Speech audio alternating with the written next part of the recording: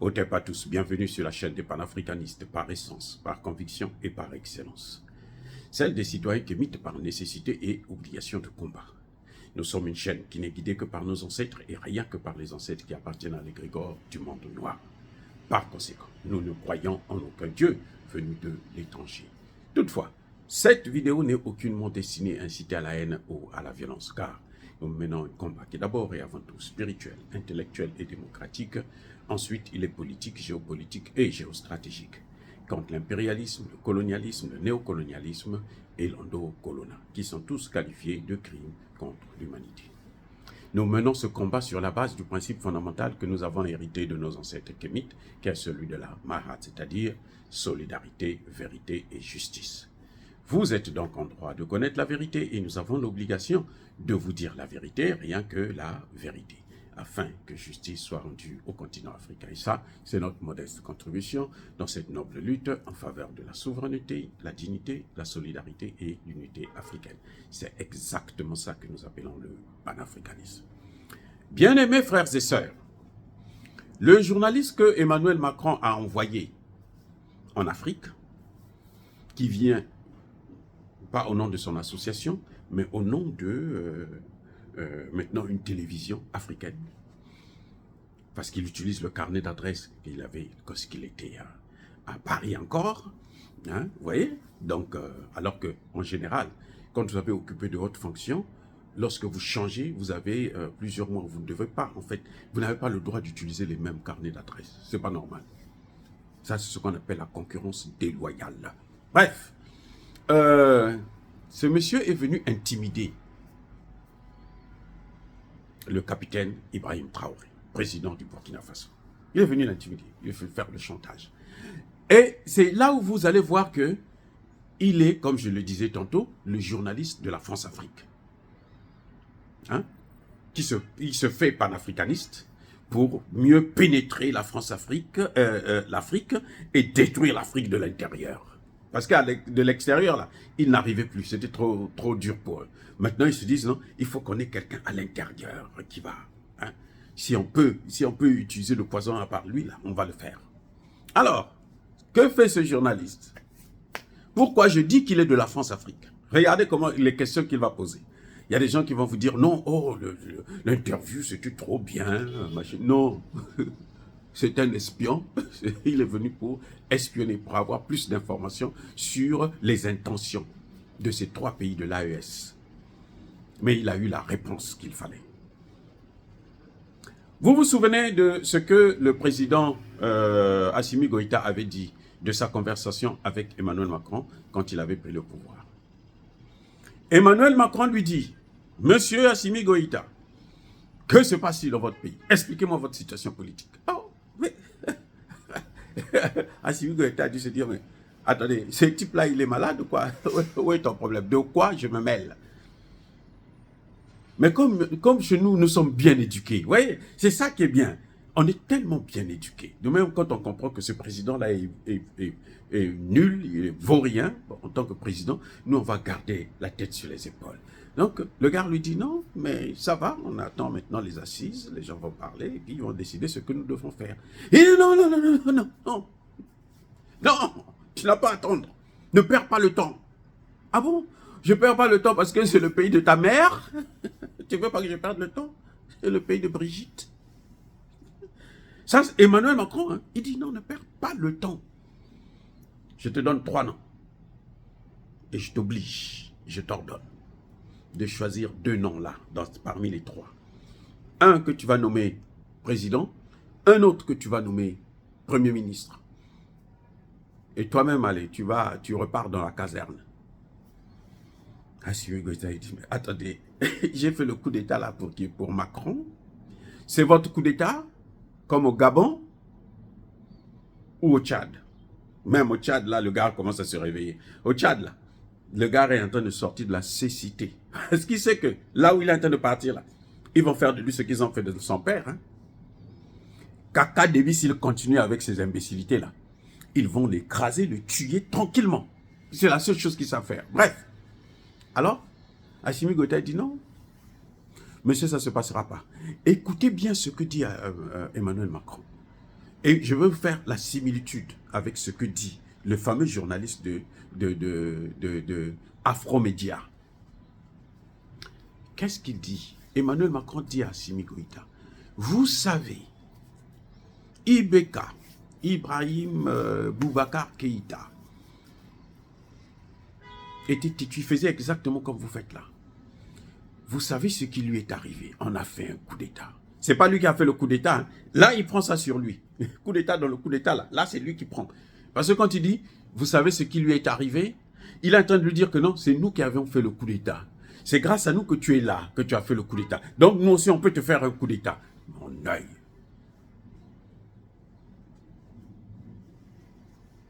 Vous voyez? Ça s'appelle l'intimidation. Ça s'appelle le chantage. Tu ne fais pas ce que je suis en train de te demander de faire. Voici ce qui va t'arriver.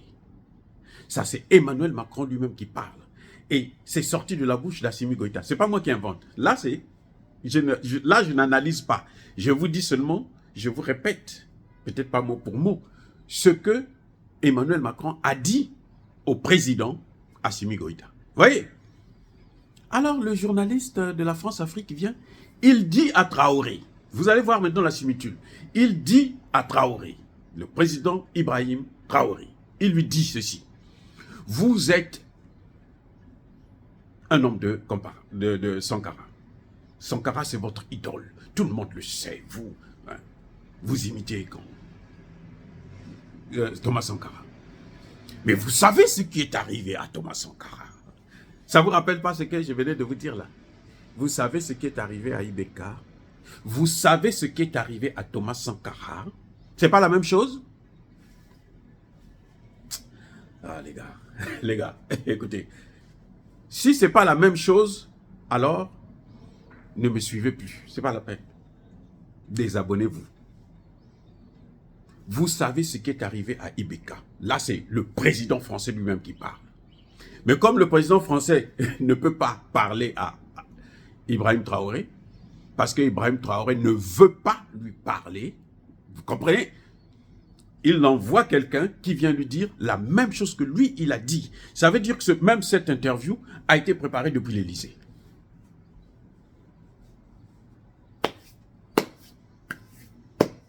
Les amis, cette interview a été préparée à l'Élysée. C'est l'Élysée qui a dit, voilà ce que tu dois lui dire. Fais-lui le chantage.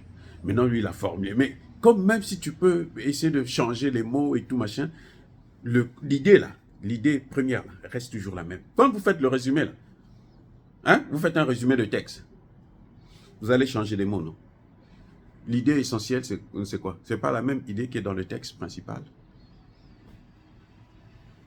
Vous savez ce qui est arrivé à Thomas Sankara. Et ça veut dire quoi encore? Quand Emmanuel Macron dit ça au président Assimi Goïta, il est en train de dire à Assimi Goïta que non, moi je vais t'enlever. C'est moi qui ai fait le coup d'État, moi je veux faire aussi un coup d'État contre toi. Et il dit, là, le même journaliste dit que si vous ne faites pas ça, vous savez que le coup d'État a été fomenté par la France. Nous, on voit seulement Blaise Compaoré. Non, Blaise Compaoré n'a fait que exécuter. Blaise Compaoré, c'est un employé. Ça a été un employé de François Mitterrand. Et de Houphouët-Boigny. Il faut le rappeler aussi. Hein. Donc, le journaliste est en train de lui rappeler que non, eux là, qui ont fait le coup d'État, ils vont aussi chercher à te tuer. C'est pour ça que, et c'est là que j'ai aimé la réponse du président Ibrahim Traoré. Ça, c'était formidable. Il lui a dit, Thomas Sankara avait commis une erreur dans le domaine de la sécurité. Nous n'allons pas commettre cette erreur-là. Nous les tenons par les couilles. C'est ça qu'il a dit. Si vous regardez bien, il lui a dit, non, c'est ça. Ils avaient commis une erreur. Les Thomas Sankara, les Patrice Lumumba, tout ce monde-là, il leur manquait un système de renseignement pour assurer leur sécurité convenablement. C'est ce qu'ils sont en train de corriger. Il a bien précisé, nous avons corrigé ça, c'est fini. Vous n'allez plus faire ce que vous avez fait là, à l'époque.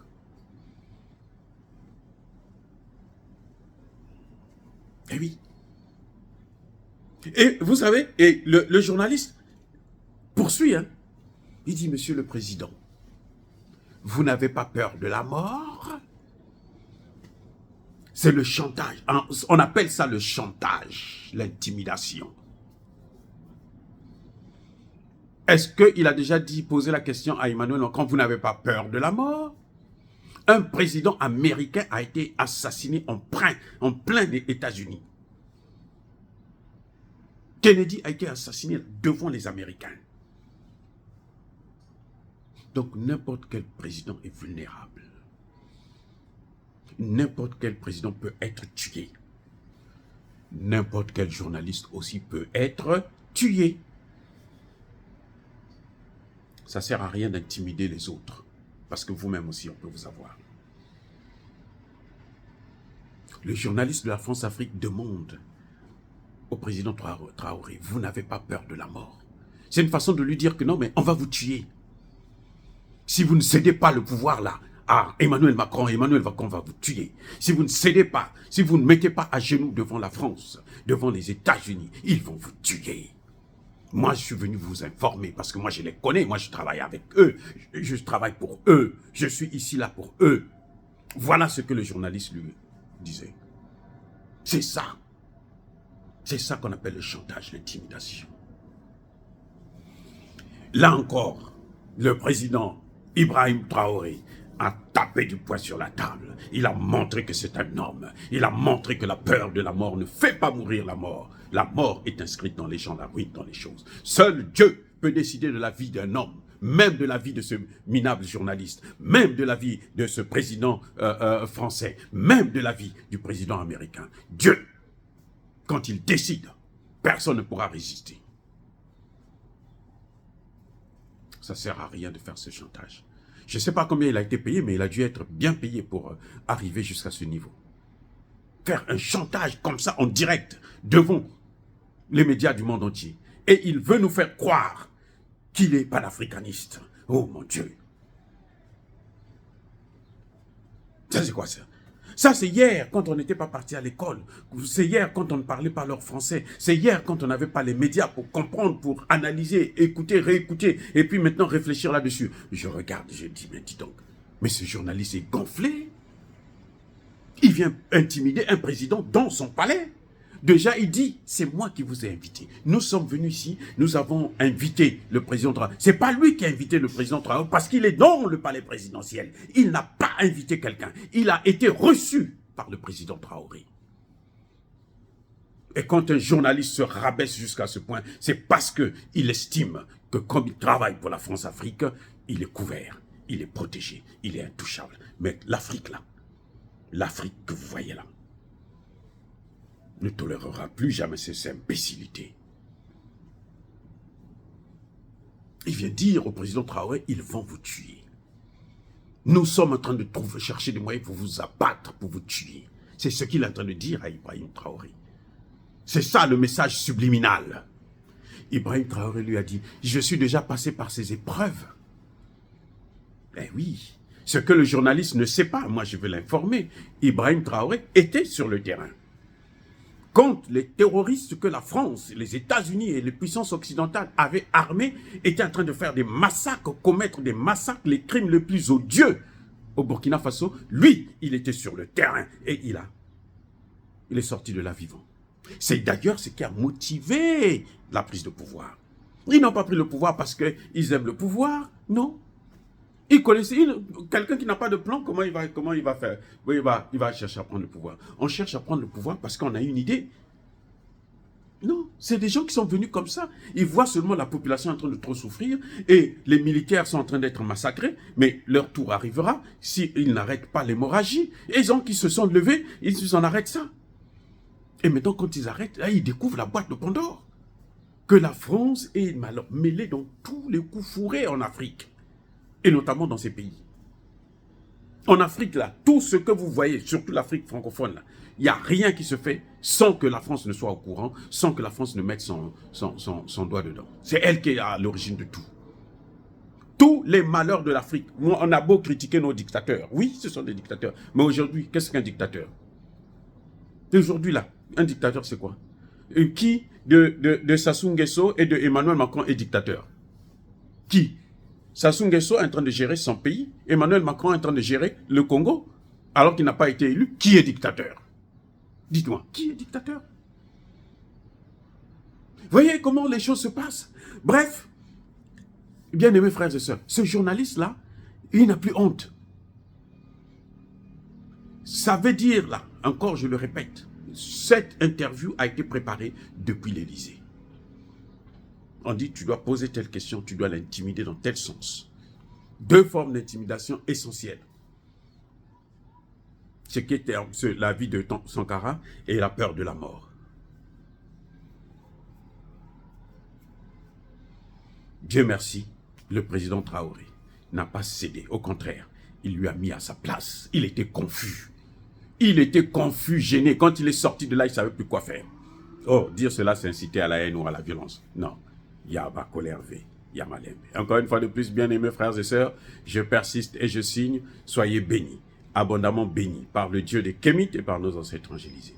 Mais que tous ceux qui persécutent le continent africain le pillent et le déstabilisent, qu'ils soient noirs, blancs, chinois, arabes, juifs, indiens ou qui qu'ils soient punis, maudits, foudroyés, neutralisés, écrasés, effacés par le Dieu des Kémites et par nos ancêtres évangélisés. Vive l'Afrique éternelle, j'ai dit et j'assume.